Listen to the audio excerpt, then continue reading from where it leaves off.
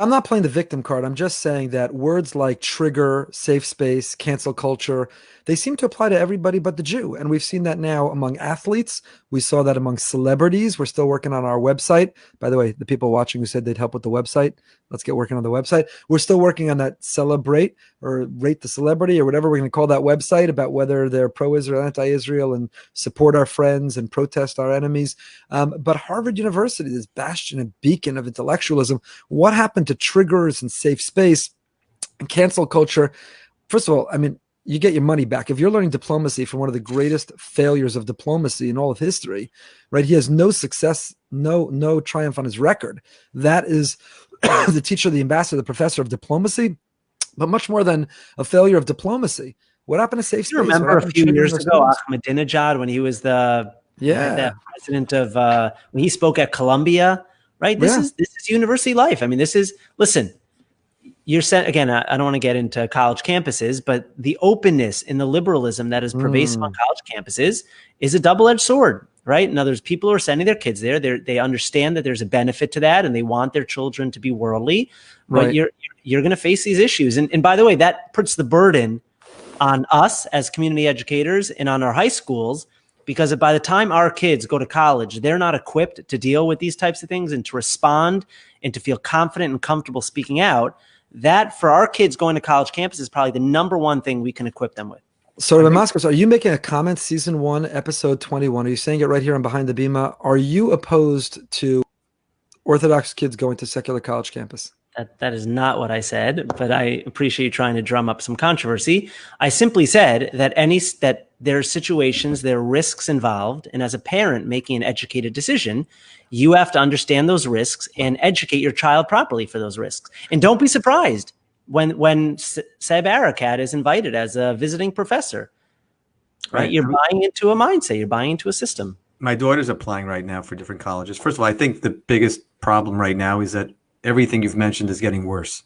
So, it was bad 10 years ago, 5 years ago, it got a lot worse. Now it's crazier than it's ever been. And I speak to people on college campuses all over this country, and we always hear stories, very, very, very negative stories.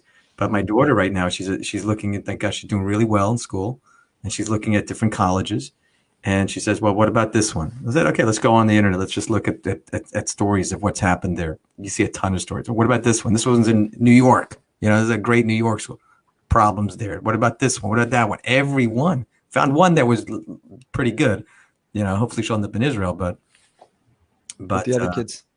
Yeah, but it's crazy. You can't. So one of our commenters said there are risks all over, and I agree with that. There are risks all over.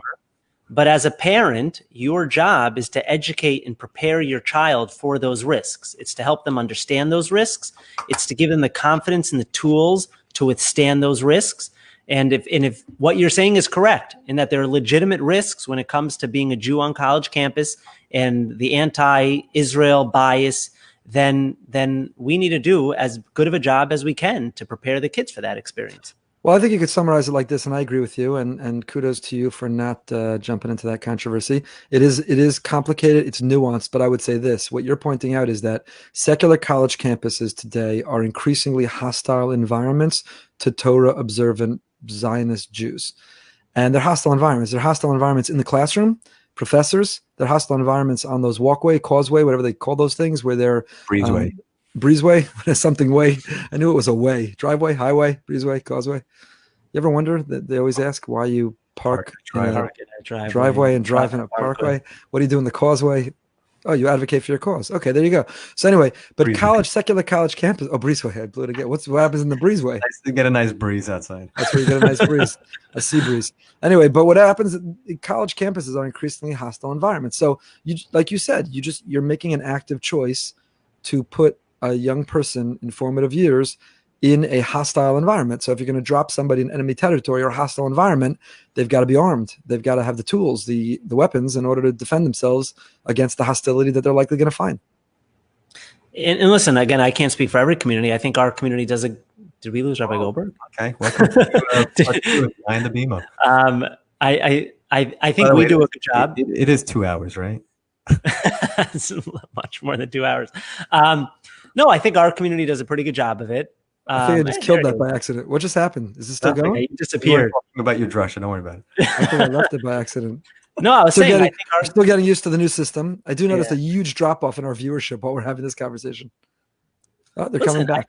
They're back. They're back. Never mind. They're back. Good job of it. I give Rabbi Uri Pilichowski, who was a former youth director here at BRS, a lot of credit. He was really, in my mind, like almost at the forefront of a lot of this with his pro-Israel activism, recognizing that if you catch them in that high school stage and involve them in AIPAC and give them the confidence to be activists, so you set them on a trajectory where they're not afraid to use their voice, but they know how to use their voice. They understand how the system works, and they understand how to use their voice with the system. And I give him a lot of credit for that. I mean, when he came to Boca, he had done it in LA. He'd replicated it in Boca. He's still doing it from Israel and really created a paradigm that a lot of communities have tried to copy after that. He does. Rabbi Uri Pilichowski getting a shout out. Pillows. Rabbi Uri Pilichowski is doing great stuff. Rabbi Broide, one of my favorite things. Looking at universities, there are great universities for Americans right now in Israel.